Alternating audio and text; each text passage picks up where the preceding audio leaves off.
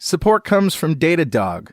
Datadog integrates seamlessly with container technologies like Docker and Kubernetes, so you can monitor your entire container cluster in real time. See across all your servers, containers, apps, and services in one place with powerful visualizations, sophisticated alerting, distributed tracing, and APM. And now log management is generally available in Datadog, so you can unify your logs, metrics, and distributed request traces in one platform. Start monitoring your microservices today with a free trial. As a bonus, Datadog will send you a free t-shirt. Visit dd.dotnetrocks.com to get started.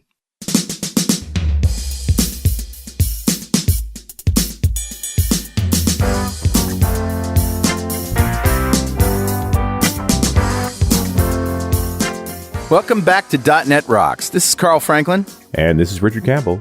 And Michele Bustamante is here today with us, which is always going to be a good show. And just a word of warning, she always ends every show with a dirty joke. So if there are sensitive children, grandmothers in the room, please ask them to go somewhere else. It's going to be an hour from now, but, it will happen. It will be an hour from now, but just so you're aware. Be prepared. It's not going to come out of nowhere. We're not going to sneak up on you. Yeah. How are you, buddy? I'm good, man. Plunking away. It's still winter time here for some reason. Got a burst of snow. It's actually 57 degrees today. Wow. We were recording this way ahead of time. It's like still February 20th when we recorded this. So it's coming out a month later. Yeah, we had a little snow and then it turned just like all melted away. Good. Enough about the weather. Let's get to Better Know a Framework. All right.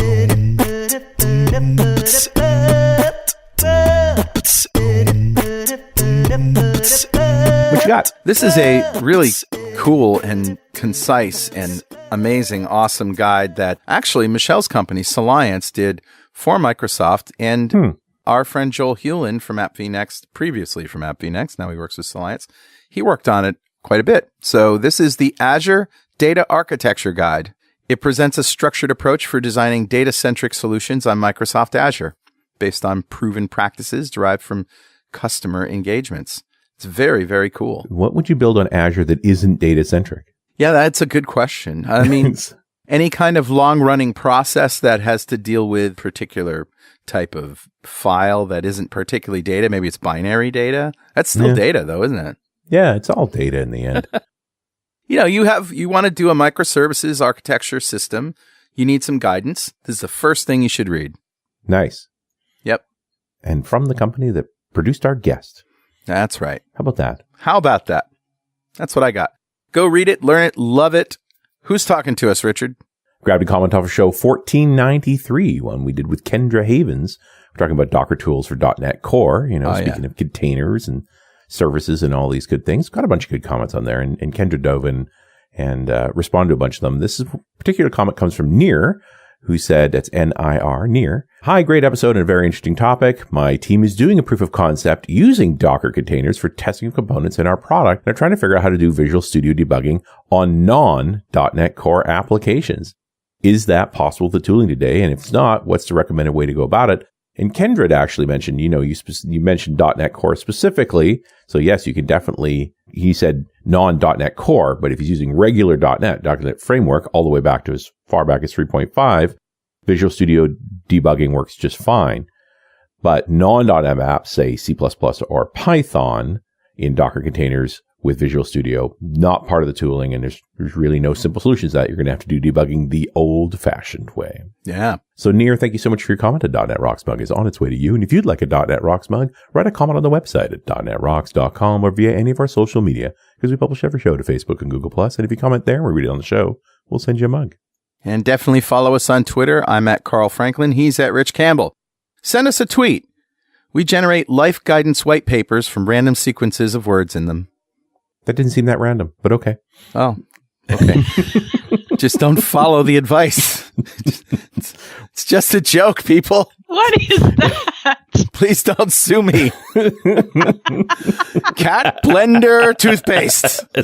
No, don't do that. I'm trying to stay quiet over here. That's just like, what?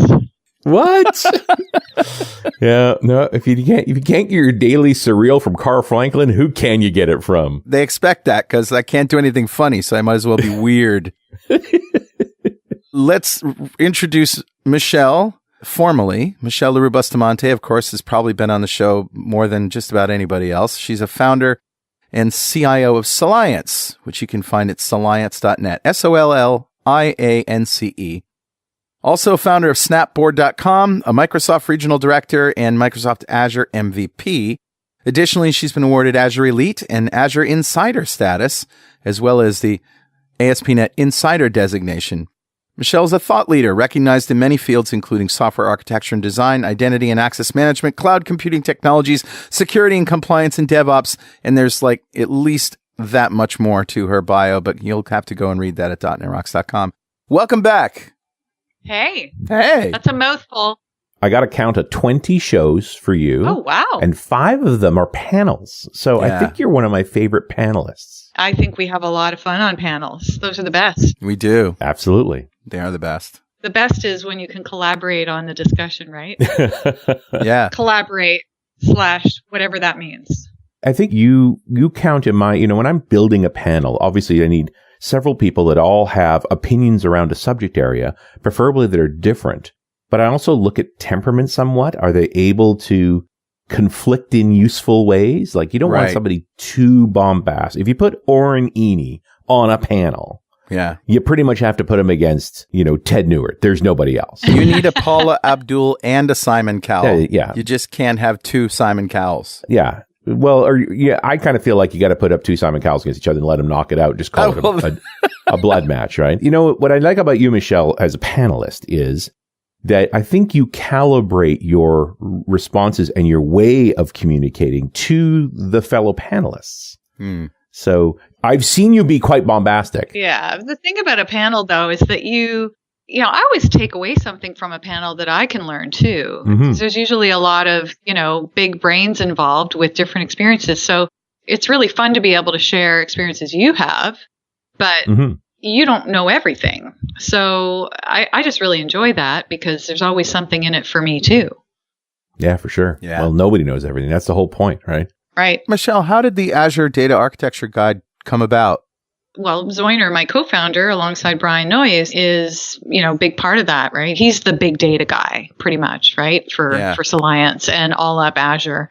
So we have a whole team around these different practices that we have. I run security with Brock Allen. We have microservices practice, and then we've got big data practice and analytics practice and AI practice and all kinds of cloud and DevOps practices now. So, essentially we each sort of drive different things, and Zoiner is definitely, the one who spearheaded that guy.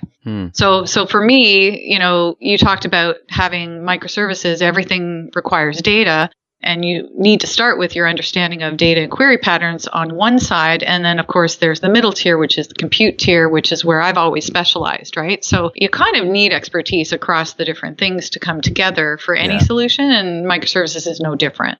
How did the customer experiences play in? Were those your customers, Microsoft's customers, a little of both? I think it's a combination usually, right? We do a lot of work with Microsoft. We do a lot of work with enterprise. So yeah, it's across the board for sure. Awesome. Yeah. It reminds me of the Patterns and Practices group they used to publish on occasion, do it this way if this is what you're trying to do. Right. And, to be honest, some of those were hit or miss, but I appreciate that experience being distilled into documents and people able to review them. It's good stuff. Well, there's something of a handbook, right, to give out to customers. So when they're looking to get started, especially at the high level, C-level, architect level, leadership level, they need something to put their hands around. And we also wrote a security playbook driven by the same group, or, some different folks have had input into it. Yeah. For the same reason, right? Looking at corporate security, corporate enterprise security, which again is a whole different category of work from identity and access management type of security, which, my team works on. So there's just so many areas that are involved with complete solutions and running an enterprise that, it gets very interesting very fast today in terms of the need for different expertise. Yeah, it just seems like there's so many forces at work building stuff at Microsoft. Azure changes every day. It's boggling. Well, yeah. So I used to call that the Azure avalanche, right? And before that, I called it the technology avalanche. I mean, there was a time when I could do a 1-day workshop and cover everything from Visual Studio, new C# features, new front end features, new ASP.NET features, new data features, security features, and then cloud. And that was like a full day and you covered everything. Now, every single one of those categories is its own avalanche, right? Azure included. Yeah. And now if you even slice away just the microservices features on Azure or beyond, it's its own avalanche, right? So everything is literally an avalanche of information now. And that's why I love so much that I get to work with people that specialize in each of those areas, because one person can no longer really be the only guide or mentor to a company, right? You need to fold in people that know stuff you don't and de-risk projects with that information. So I pretty much get to do that on a day-to-day basis, and it's fun because, I don't feel like I have to know everything anymore, because if I don't know it, somebody else in my team does, or somebody else in our other extended teams do, right? So it's really rewarding. Yeah. Right. Once you admit you don't know it all, it's pretty awesome. Discerning who's qualified to have an opinion is actually a good talent in and of itself and very valuable, especially, in this day and age. There's so much misinformation. Well, and that's where like the lead architect type position kind of comes in, right? I kind of find that while I may have my areas where I deep dive, probably the biggest value I bring day to day is that overarching understanding of architecture and the ability to bring in people that know more than me on specific verticals within those architectures. So, that's a role, right? That's a key function to a large solution. Yeah, you do want to pull all the bits together. You don't want to be the center of everything. Right. It's too much work. You're never going to do it all well. Right, exactly. Better to dole it out and have the different folks work on the different things. Even if sleep is optional. Well, it always has been for you, hasn't it? It's the best 8 hours of the week. Not anymore. I've been around too long to admit that anymore. Yeah, that's right. Now I'm just tired. Really effing busy. Yeah. Really effing busy. Yeah. Isn't it funny though, culturally, if you think back, there was a time when, sweatshops were the thing, and the more you worked was like a rite of passage. It was a badge of honor. And I really think that there was a period of time in the 90s and, maybe early 2000s where that was the thing. That was the theme. New startups had that theme, and in general, individuals had that theme in terms of how they felt their value, was rated. And today it's more about if you're the guy that has free time and balance of some sort in your life and still gets the job done, then you're doing something right. Yeah. So there's a different culture today that I'm observing, even with the companies I work with, like where they, their people go home on the weekend. And I remember back in the day, I would be like, what? You've got a deadline on Monday and you're going home now? What? and it would almost be in my head. I caught myself thinking like, okay, whatever, turns your crank. But the truth is, that's pretty cool, right? When you see that companies endorse that and realize that, hey, you guys, it's Friday, right? It's time to go. You got to go see your family, and we'll just pick it up Monday and continue. Not that deadlines aren't important, but that they put a higher value on the family. And that's really pretty great. I've had this idea recently, and I don't know if you guys agree with me or not, that, America was built, and I know this is an international show, but at least our country was really built and grew with the advent of manufacturing, right? And we still do a lot of manufacturing. We just don't involve that many people anymore, which is unfortunate. But if you want to think about the new manufacturing, it's really about content, digital content creation, whether that's audio, video, software, digital assets. I mean, it sort of is, isn't it? In going forward, that's where the growth is. Even before that, because that's the end result. But before that is the software that drives it. And that's why, in general, there's such a desperation for the number of programmers that are being produced not being enough to meet the future need, right? Because everything runs on code. And when people talk about diversity and reaching new groups, part of the initiative there is far beyond diversity itself, even though that's, of course, very important. But it's about we need more numbers, sheer numbers, to support the future. Right.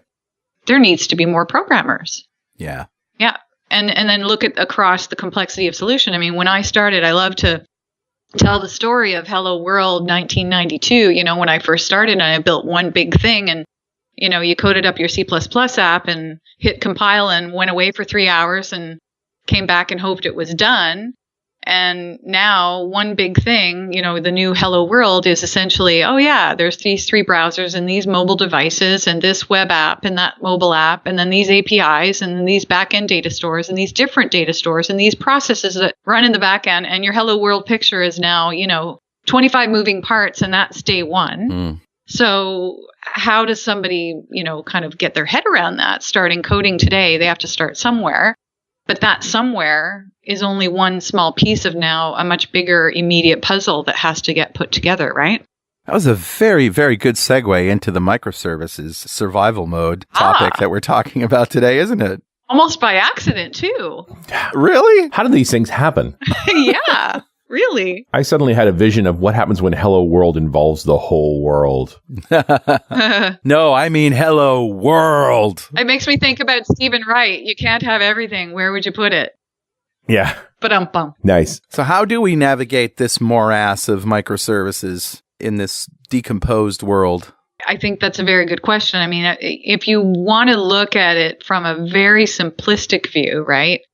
The end result being that things are broken into the microservice, never mind how we got there, but the end result being that we've broken things into microservice, style components, indeed does allow a team or a small team or even an individual to focus on one vertical stack, one thing that is a moving part with a whole bunch of other things. You need the expertise of somebody that understands distributed systems and architecture and, design practices and domains and so on to break it up and get there and to build the communication between those things. But the individual microservice itself could, in theory, be the thing that enables the new developer today to have an attainable goal that only requires knowing this one piece.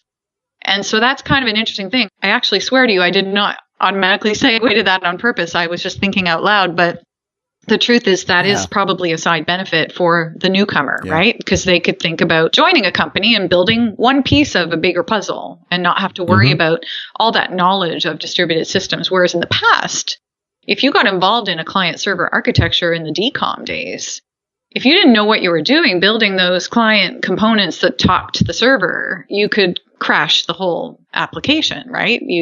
Greedy clients, holding on to connections, not understanding multi-threading, et cetera, right? So it actually would simplify things, wouldn't it? Just a little. Yeah, absolutely. Sure would. But it's the road to get there that's the hard part, right? I'm with you. And I'm wondering how many people are technically, quote, doing microservices without knowing they're doing microservices. I think the label has a problem.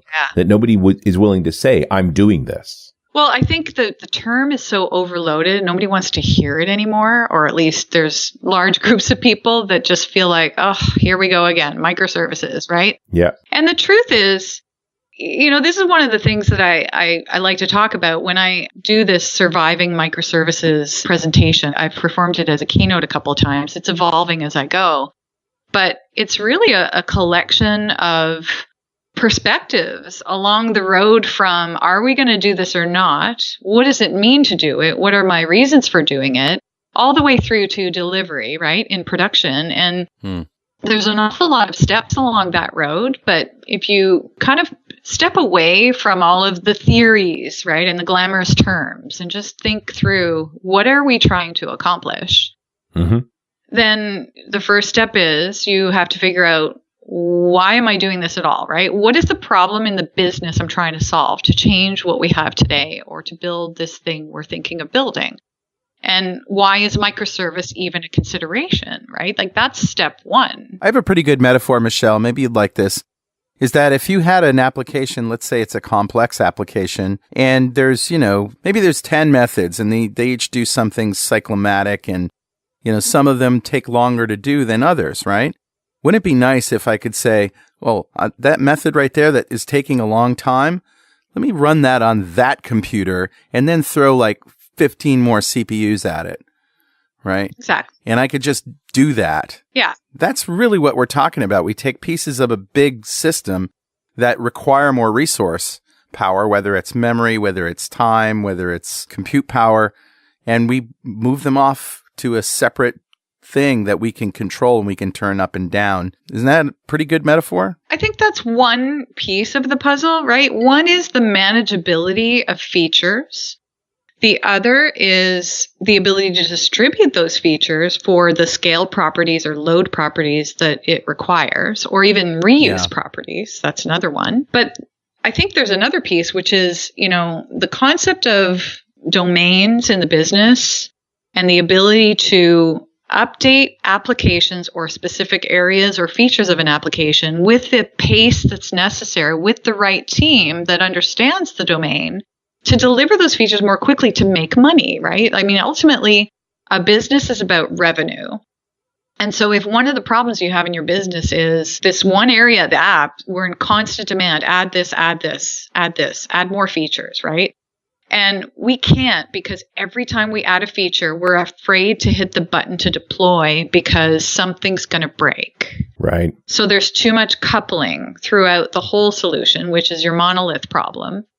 And not only that, we have to decouple it the right way so that just this life cycle that is actually the place the business makes money can be more agile on its own with its own team. Yeah. From the business down through delivery and DevOps. And so that's a big piece of it too, right? So all of those things matter that you mentioned too, Carl.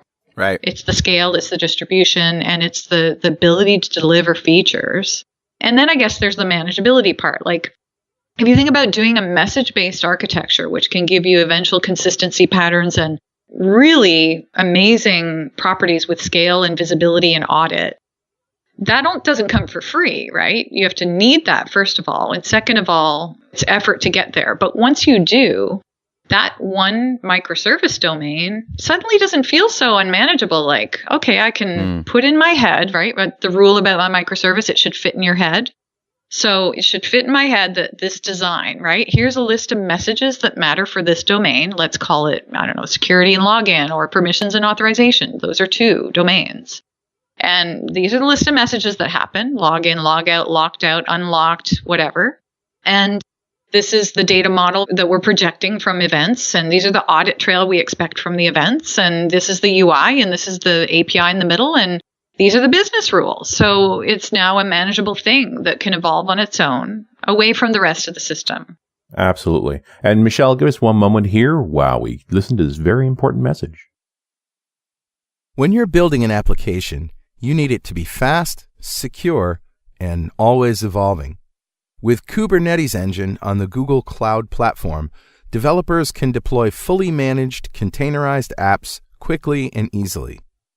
Google has been running production workloads in containers for over 15 years, and they build the best of what they learn into Kubernetes, the industry-leading open-source container orchestrator. Kubernetes Engine combines automatic scaling, updates, and reliable self-healing infrastructure with open-source flexibility to cut down development cycles and speed up time to market. Learn more about Kubernetes Engine online at g.co/getgke. That's g.co/getgke. Hey, guess what, Rockheads? Progress Telerik wants to send someone to build. So they're having a contest. Step 1 is to sign up and learn about the new innovative modern UI tools they'll be announcing at Build. By registering, you'll be entered to win a full conference pass to Microsoft Build plus a $500 travel stipend. They're also giving away 3 Telerik DevCraft UI licenses. And for .NET Rocks listeners, they'll also be giving away a Telerik DevCraft UI license every week. All you have to do is register at buildcontest.pwop.me. That's buildcontest.pwop.me. Progress offers the leading platform for developing and deploying mission-critical business applications. The creator of the award-winning Telerik, .NET, and Kendo UI, JavaScript user interface components and controls, reporting solutions, and productivity tools, Progress offers all the tools developers need to build high-performant, modern apps with outstanding UI. Go now to buildcontest.pwop.me and sign up to win. And we're back. It's Richard Campbell, Carl Franklin. It's .NET Rocks. We're talking to Michele Bustamante in this surviving the microservices chaos. If I'm listening correctly, if I hear this right, I think you're talking along breaking down these services into sort of axes of volatility, that one team can work on that one thing and there's minimal coupling between the other services there, so that when you make that change, it's not going to knock anything else out. Exactly. Yeah. And again, getting to that is such a fragile beginning because everybody thinks they can just break things up into separate APIs and they've solved the problem. But you haven't really solved the problem if you don't align those isolated microservices to something that actually helps the business. So, for example, if I go to customers, and I probably talked about this before, and they've got a whole enterprise worth of apps and off-the-shelf products and back-end systems and legacy database stores and cron jobs running all over the place, right? File drops.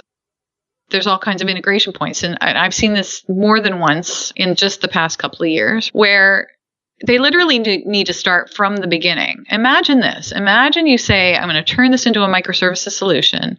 And you spend the next 8 months in design to pull out a piece to start migrating microservices, to build in all of this new way of working with your developers, with your DevOps, this new infrastructure you have to deploy to, probably with an orchestration platform. And then all the messaging and instrumentation and automation that has to go with that to be successful. So now you've spent 8 months and you deliver feature 1, 2, and 3. And it costs you hundreds of thousands of dollars and 8 months of time. And the business says, well, how did that help me? Right. Guess what happens to the project? It's going to go down the tubes. So the number one thing that you can do is answer the question, why are we doing this? And what will resonate with the business after this first investment? Because once you make it past the 8 months, if you can say, we solved a big problem that led to either revenue or more efficiencies or solving some other pain point that was critical, then you can pack on the rest because now you've got your foundation. Hey, this reminds me of doing web performance tuning in the sense that nobody cared until we didn't have performance. Same with security. It happens all the time. People say, oh, yeah, I can just tweak that workflow. I understand OpenID and OAuth. Yeah. And then, next thing you know, they've opened up a security hole because they wrote some custom code in front of that wasn't clear. So, it's always easy to say, yeah, I've got this. But it just strikes me that it's normal for us to decompose our services after the fact. Mm-hmm. That it's only when we have them all together and we find out that we have coupling problems, that we have fragility problems, that we finally say, hey, we need to go through this architectural exercise. It's going to take more time, has an overhead. Right. But the benefit is future agility. Right. So I guess my point that I was making there is that it doesn't matter till something goes wrong. And then you say, oh, I should have invested more in that up front, whether it be knowledge or whatnot, or care, right? Or in the case of microservices or performance, instrumentation, automation, and load testing. So on the beginning side of microservices, it's make sure you're solving a real business problem. Right. At the end of this deliverable in 8 months, make sure that the go live includes that you've already done all kinds of interesting drills against your microservices to see how the solution can scale. Because people are new to containers. They're new to container platforms. You don't just get that after a month of effort with a couple of guys on your team. But you can do it successfully if you take just a few services in this first launch and do all the things all the way up to the end, including the drills. And the drills are pretty critical because, remember, with containers, we have a new thing to think about, which is when I ship that container off to a orchestration platform, one of the things I have to tell the platform is how much memory, CPU, and potentially storage do I think that this particular service will use, right? So when I run that container, if I go over the hard limit, it's going to shut the container down and restart it. Mm-hmm. So if I have a memory leak, the benefit is I don't bring everything else down. But if I have a memory leak I didn't catch ahead by just doing some simple load testing, then shame on me, because now I might have a bad service out there that I didn't realize, and I could have caught that with literally a day's effort. Sure. And those are the drills you're talking about. Yeah, exactly. Like, it's just kind of part of the things you have to do to survive include doing these things all the way through to the end. You can't just say, I've got the design, I've got a platform, I think I figured it out. I mean, imagine I deploy to Kubernetes or DCOS, and I now have to understand what could go wrong with Zookeeper or etcd. So have I tested potential failure conditions and things that could cause it to fail to see if I can break it?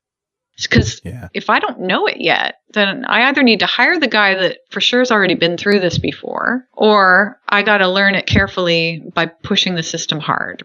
Yeah. Yeah, absolutely. But these are fairly arbitrary numbers, like amount of resources allocated to a given container and how hard do you have to be able to push it? Well, it's not that arbitrary, really. I mean, I think it's pretty obvious. Like, when you're using, if you've got a container that's got to load an image and build some sort of PDF or report output, then you probably have an idea of the amount of size the images are and the size of the reports you produce. And you're going to find out really quickly if it doesn't have enough because it won't be able to schedule the container, right? Because scheduling is a big part of the platform. It needs to see, do I have enough resources to put this container out there? So let's say you don't ask for enough and you just push it out there anyway. Then, of course, you'll start to see memory usage and things like that. And then if you don't put a hard limit at the top, then it won't recycle and you'll just end up eating up what's on the machine. So you could certainly go with don't put a hard limit, right? Right. But you still have to ask for a minimum. So you should learn, what does this container typically use? And you'll be able to see that with the monitoring tools. And then you say, okay, well, let's ask for that as a minimum. We know that this container can't run with less than X, right? I need, I don't know, a gig, right? Or I don't know, something like that of RAM. So then, okay, fine. You got to put that one on a bigger box. And then some of them use a fraction, right? Like a fraction of a CPU cycle. Fraction of memory. So you whittle those all the way down because they don't need much. It does mean you need to build some kind of load testing harness to be able to exercise these different bits. Yeah. I mean, I think there's a lot of common tools out there that one could use, like JMeter. VSTS had load testing tools too. Still do, yeah. And there's a number of others, right? Loader.io, and the list goes on. So if you're not using load testing tools for your stuff, then that's a problem in itself if you're in the cloud or if you have any scale requirements, right? Yep. Sure. And again, I think that you could look at microservices as sort of completing the cycle of what we should have been doing anyways. We should always have been thinking, when I deploy, do I know what resources I need? The drills on my containers, do I know what causes this to reach some sort of throttle point? Do I understand the distribution properties? Do I know how to rebuild my entire architecture if something fails? Like, so let's say I lost my consensus data. How do I rebuild a new cluster and push those containers out there lickety split? So, these are arguably things, if you have a mission critical app, you're going to plan for anyways. But guess what? It's expensive to get to the point where you've got all that in place. But once you do, doing new stuff is easy because you've built the knowledge of this in your team. So this is where we get back to, do you need an orchestrator or not, right? Not everybody needs to go down the full road. If you just need a couple of services and you want to push those out to platform as a service, right? Like Microsoft has Linux apps for containers, then just push them out there and don't worry about an orchestrator until you really need one. But there will become a productivity point to where, you have so many containers and so many things to do DevOps process that you're inventing new tooling to achieve those goals instead of using the tools that are out there and investing in that knowledge. Right? So there's diminishing returns at some point, but it doesn't mean you have to do it day one if you don't have a lot to do. And I know you've taken DCOS out for a spin and some of the others. It seems like Kubernetes is winning as an orchestrator. Oh, that's a loaded question, actually. Yeah? Yeah, because... How do you feel about it? Well, here's the thing. I think, as with all answers to all questions, unfortunately, it depends. And here's the deal about it. Kubernetes is very, very popular in the space that we all run in as people working with containers. We see a lot of it.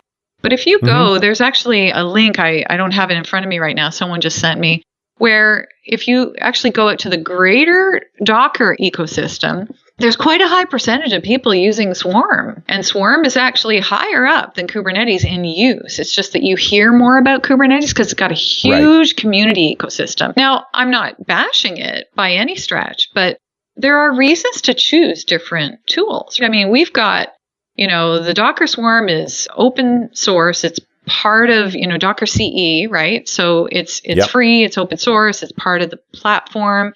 It's close to the platform, so it's familiar. Dev and prod feels the same. A lot of folks that are just digging in, that's what they do because it's really easy to work with, right? The command line, limited surface area to work with, that kind of thing. Sure. But once you need a UI and a full platform, some companies want a paid support contract. So you're not going to get that from Kubernetes. You might get it from a third party that sits on top of Kubernetes and says, hey, I'll support you. But in that case, why not go to Docker Enterprise Edition? Because then Docker has their platform that has a lot of built-in security and RBAC capabilities and features that other platforms don't have.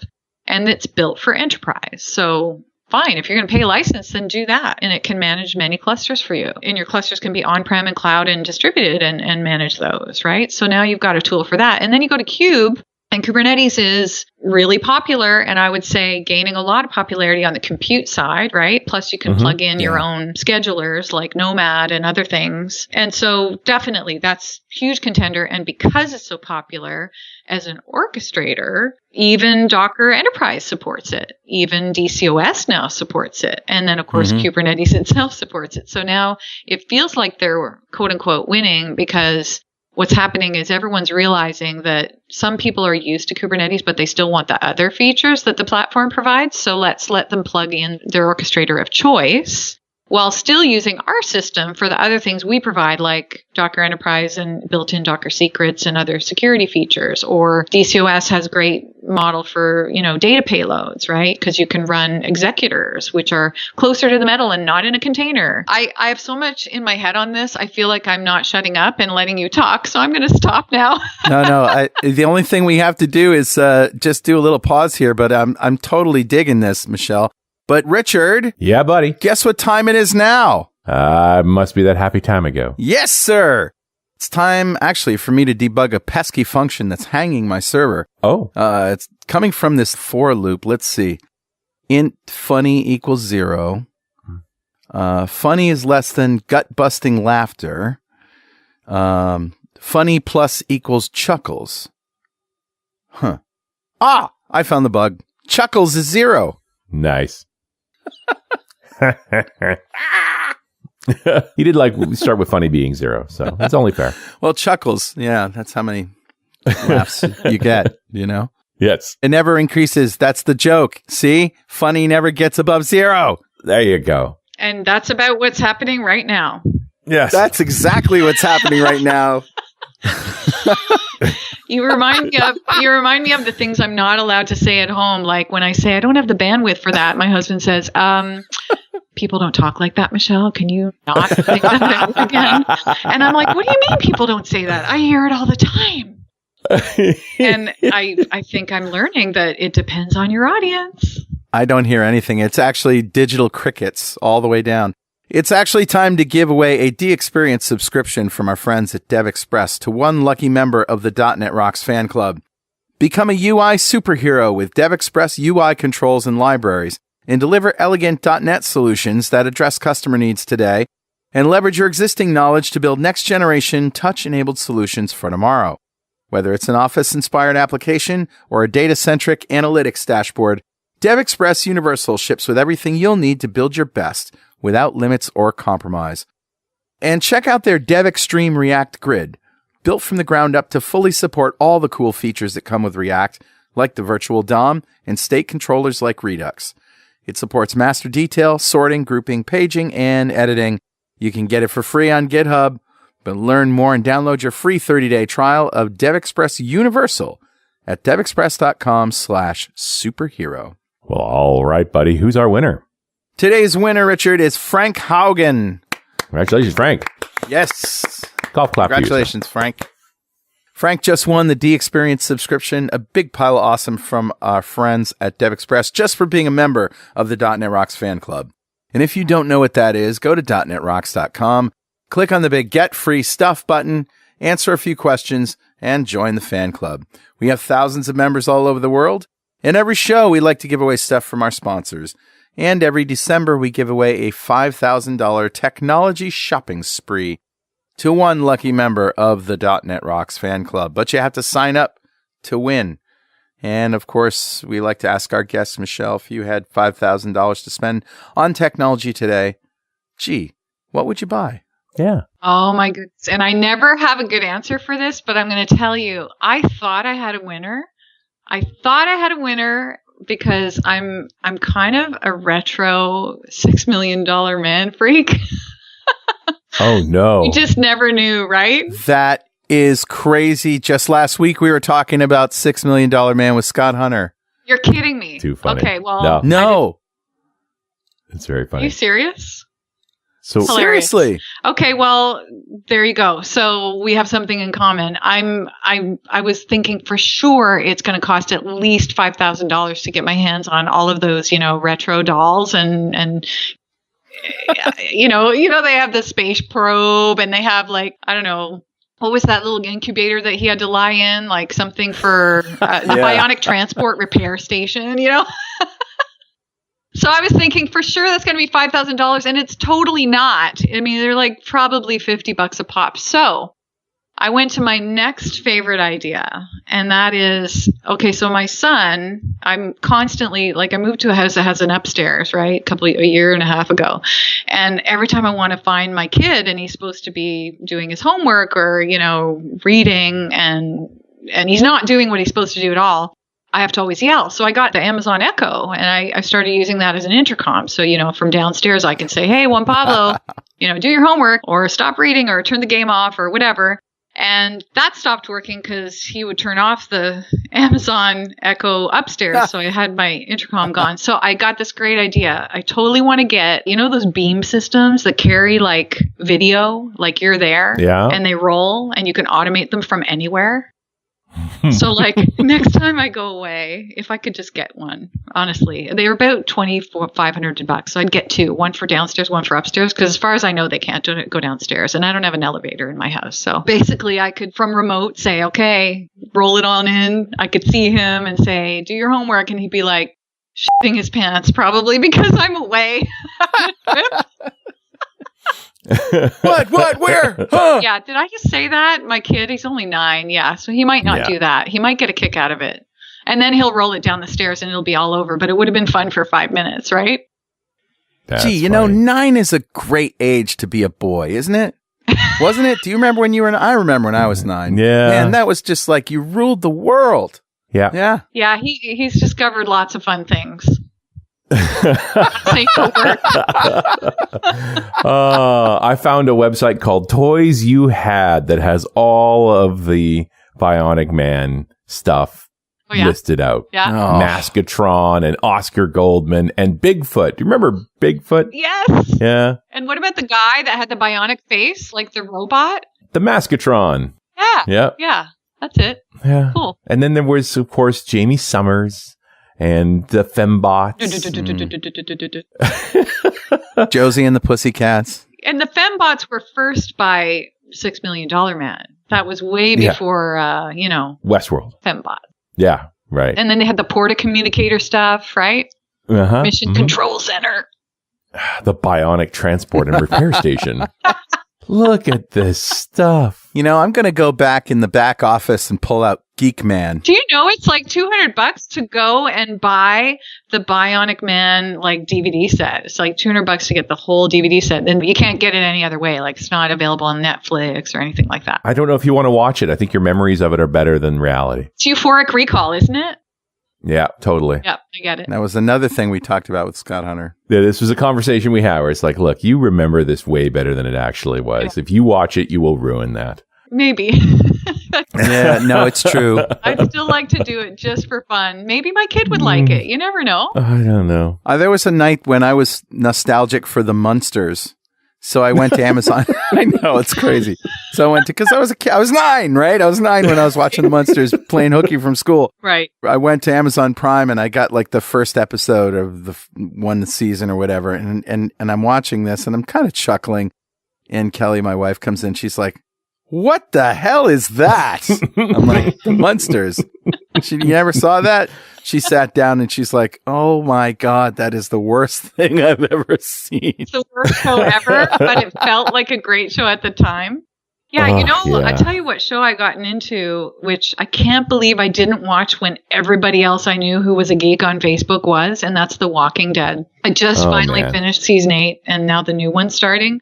And we just binge watched the whole thing, honestly, for the last 2 months, like 8 seasons. What do you guys think of the new Star Trek?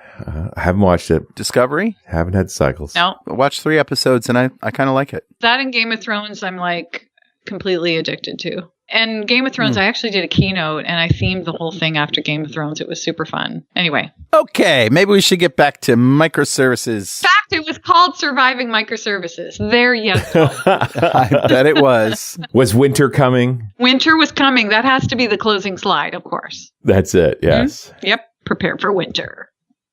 Well, I think we've talked on the sort of architectural side of, and I got to presume everybody's coming at this brownfield. Like, you don't get the luxury of building something from scratch. You've got an existing block of services and you're peeling off your troubled children essentially out of it, putting them in their own containers and running along. And I wonder how long it takes to actually get rid of that old monolith entirely. Well, wait a minute. We have to talk about whether or not you're really getting rid of code or if you're refactoring it, because we all know you can't rewrite code and not make new mistakes. So, yeah. Right. So you're wrapping it up. And I think that's where we get back to there's a process here. Remember, I said the first thing is what's going to make a difference to the business? Don't do it all at once. Right. Do something impactful and get your foundation. Your foundation should include the design process you went through, the development setup and environment and procedures around building containers and pushing them to shared registries and getting them into a shared dev or test environment, promoting container images across the workflow,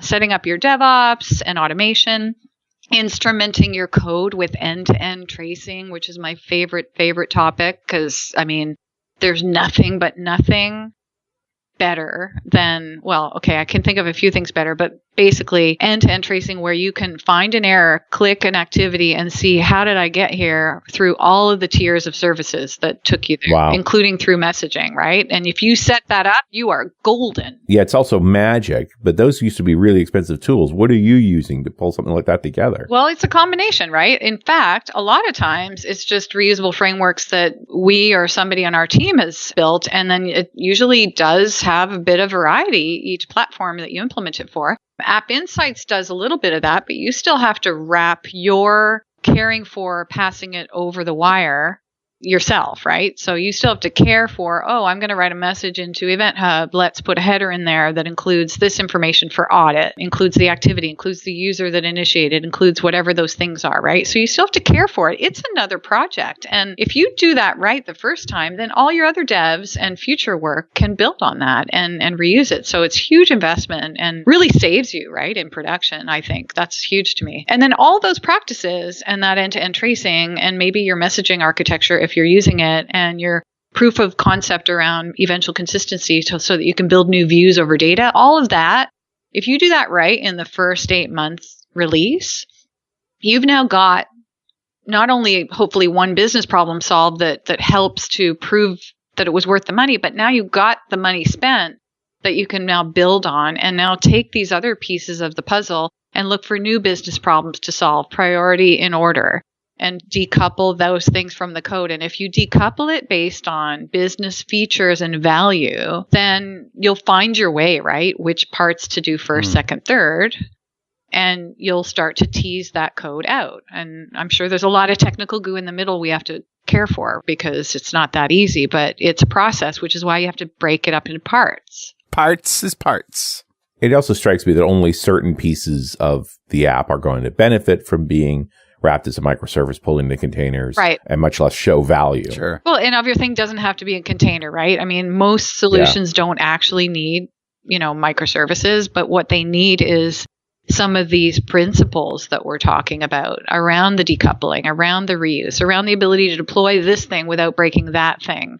I mean, ultimately, that's the goal. But when you have a really massive solution with lots of developers and moving parts, moving to a more formal microservices platform play helps you to gain more in reuse of the DevOps, reuse of your whole workflow, because now containers wrap the code and you can have different environments, different developer platforms. You can use Golang and mix that with .NET Core, and you don't have to worry about the web host anymore and which server is it, because they can all commingle. Right.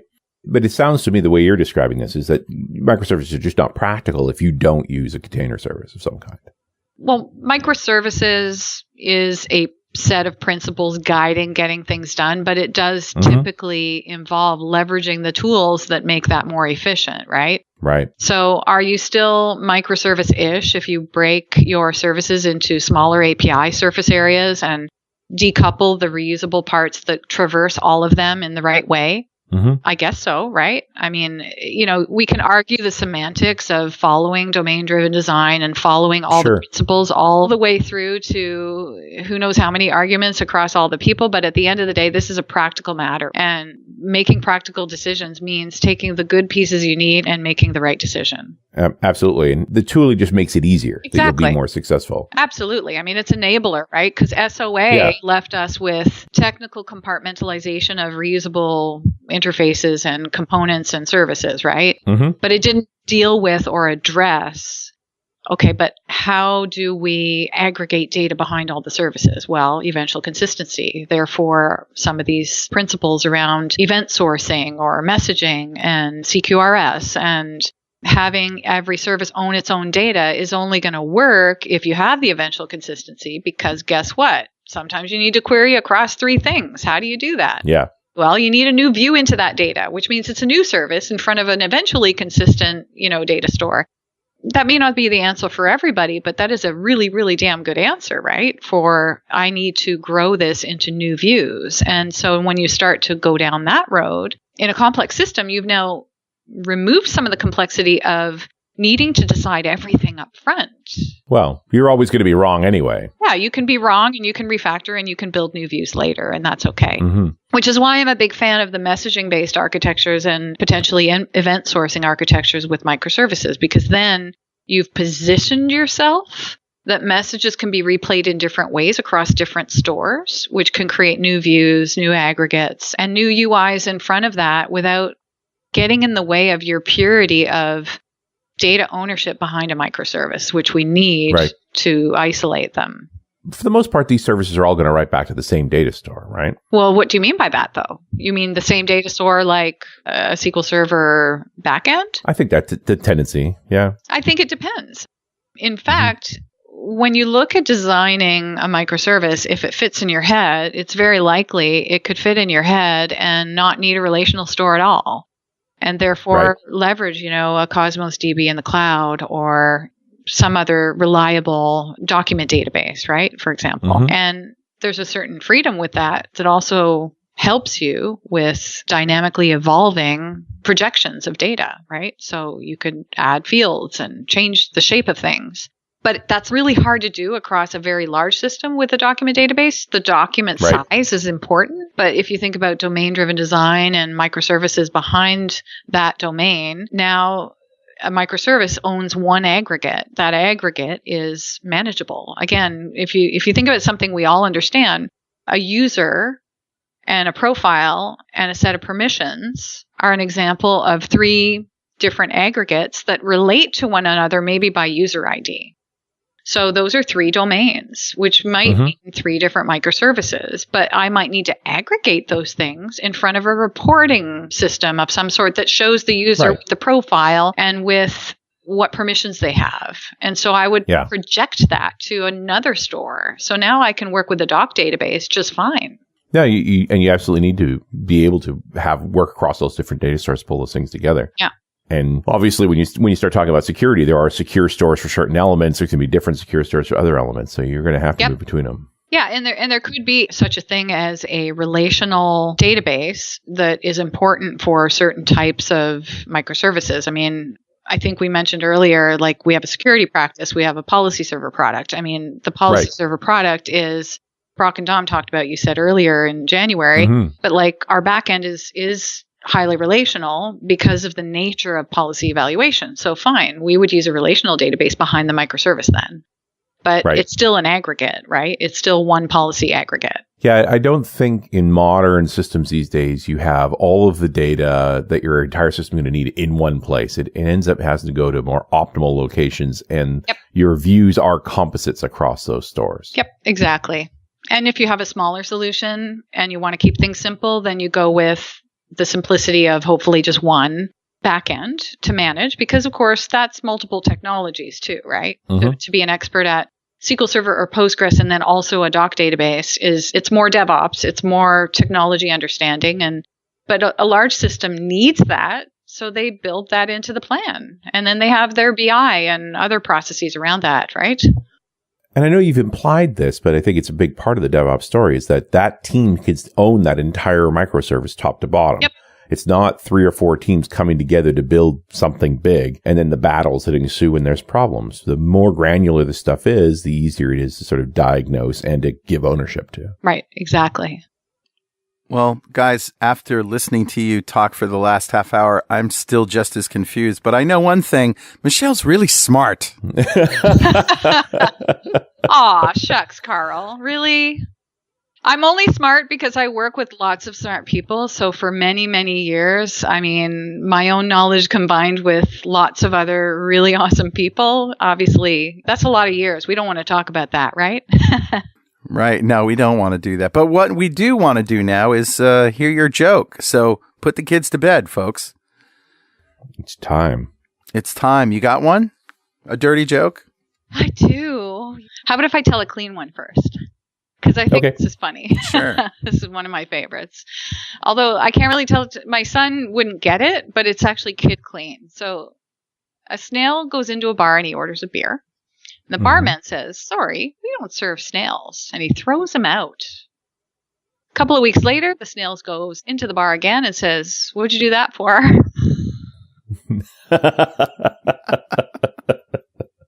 That's pretty good. It's like a hamburger goes into a bar and the bartender says, "Sorry, we don't serve food here." That's another one. Yeah. Oh, wait, there's another silly one. That one, a female police officer arrests a guy for drunk driving. And while reading him his Miranda rights, the female officer tells the man, "Sir, you have the right to remain silent. Anything you say can and will be held against you." And he goes, "Boobs."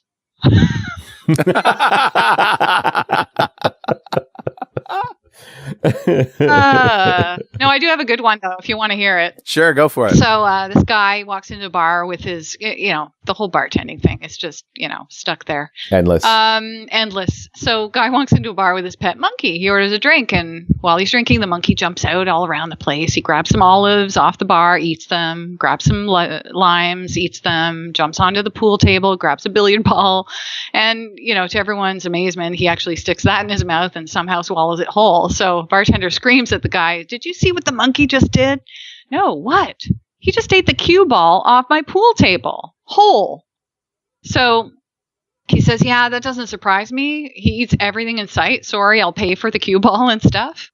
And he finishes a drink, pays the bill, pays for the stuff the monkey ate, and he leaves. So 2 weeks later, this guy comes back again, and his monkey is with him. And he orders a drink, and his monkey starts running around the bar again. But while the man's finishing his drink, the monkey, finds a maraschino cherry on the bar. He grabs it, but he sticks it up his butt, pulls it out, and eats it. And then he finds a peanut, sticks it up his butt, pulls it out, and eats it. And the bartender's disgusted. He's like, "Did you see what your monkey just did now?" He goes, "No, what?" replied the man. And he stuck a maraschino cherry and a peanut up his butt, and then he ate them. "It's disgusting," says the bartender. He goes, "Yeah, it doesn't surprise me. He still eats everything in sight, but since he had to shit out a cue ball, he measures everything first now."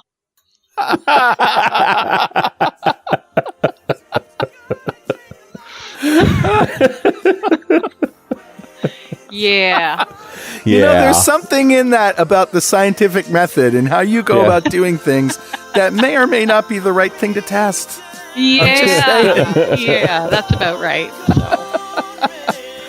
All right, that's all I got. Well, Michele, thanks very much. That hour has flown by. Thanks for being with us. I loved it, and I'm always, always happy to talk to you guys. All right, great. And we'll see you next time then on .NET Rocks.